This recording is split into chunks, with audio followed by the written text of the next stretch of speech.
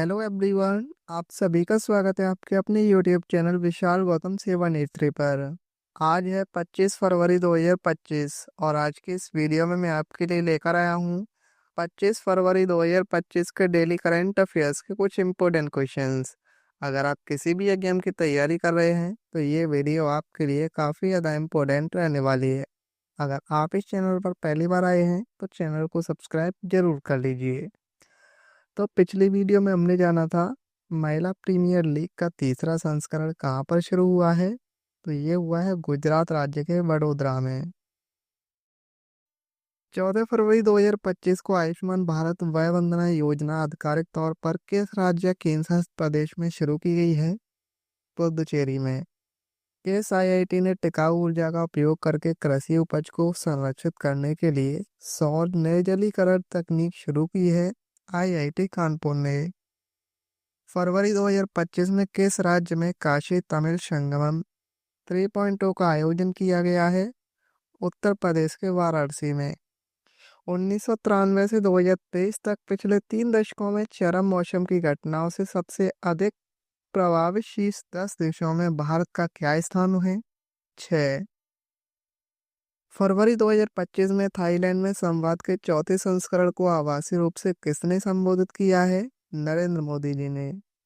फरवरी 2025 में United kingdom के British साम्राज्य का सबसे उत्कृष्ट आदेश से किससे सम्मानित किया गया है? एन चंद्रशेखरन को। विश्व पंगोलिन दिवस 2025 का मनाया गया है 15 फरवरी को। भारत रंग महोत्सव 2025 का आयोजन कहाँ किया गया है? नई दिल्ली में। स्वीडिश सुरक्षा कंपनी साब ने इलेक्ट्रॉनिक फारवेयर लेजर वार्निंग सिस्टम 310 के लिए किसके साथ समझौता किया है? HAL के साथ।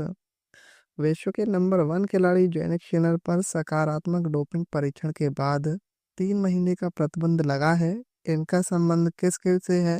टेनिस से। फरवरी 2025 में महत्वपूर्ण खनिजों में सहयोग को बढ़ावा देने के लिए किन दो देशों ने ट्रस्ट पहल शुरू की है? भारत और संयुक्त राज्य अमेरिका ने। आज का हमारा पहला क्वेश्चन है, विश्व सामाजिक न्याय दिवस 2025 कब मनाया गया है?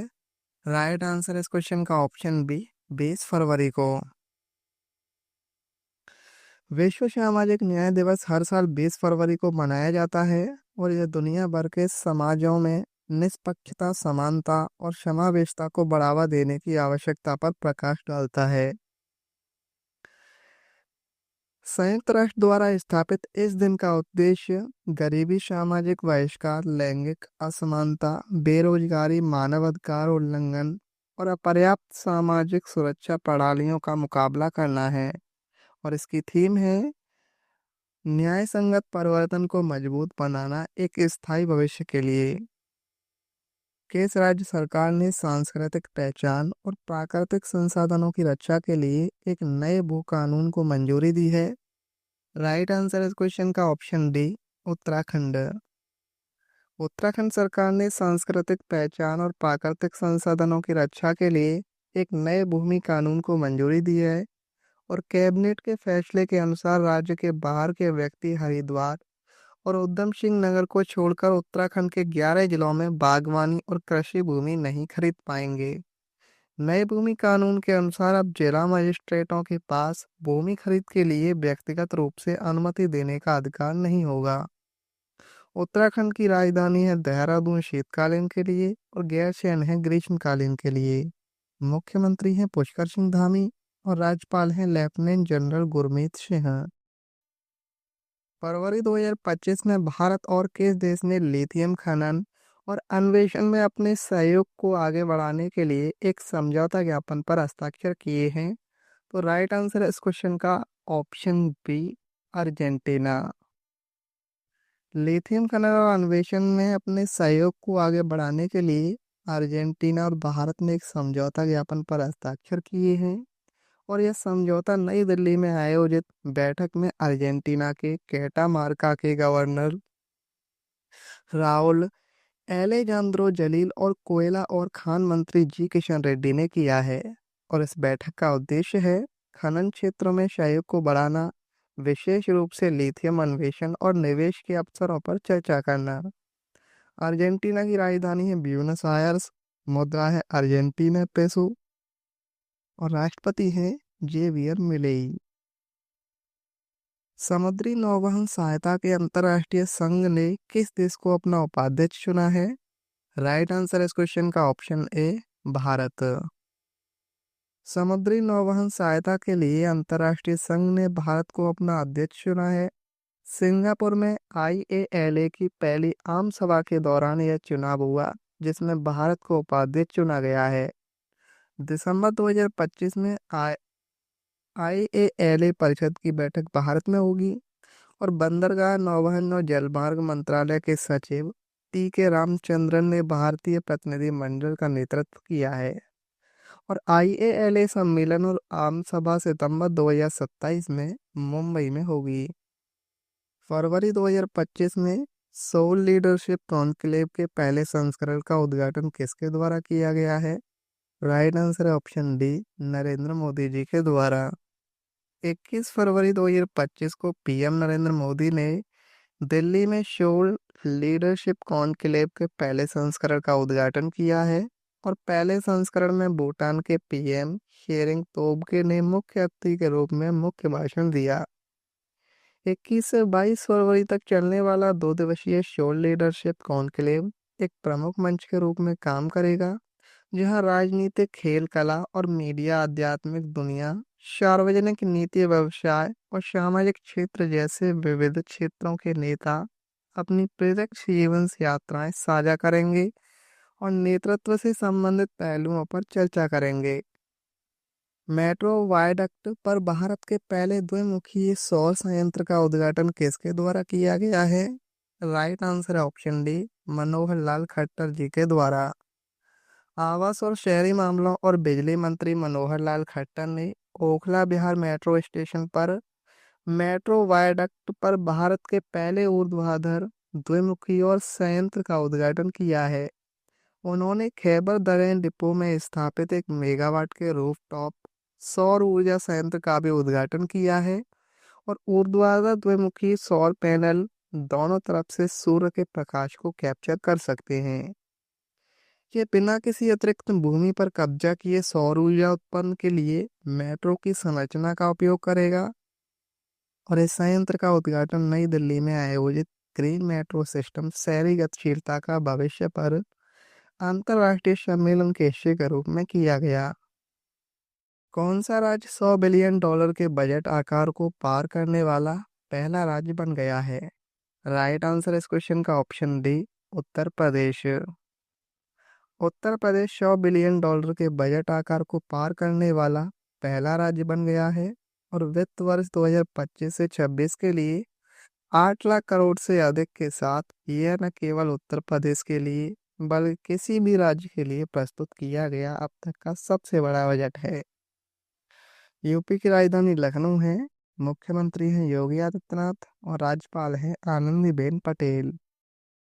भारत के चुनाव आयुक्त के रूप में किसने कार्यभार संभाला है? राइट आंसर इस क्वेश्चन का ऑप्शन डी, विवेक जोशी ने। भारतीय निर्वाचन आयोग यानी ECI की स्थापना 25 जनवरी 1950 को हुई थी और इसका मुख्यालय नई दिल्ली में है।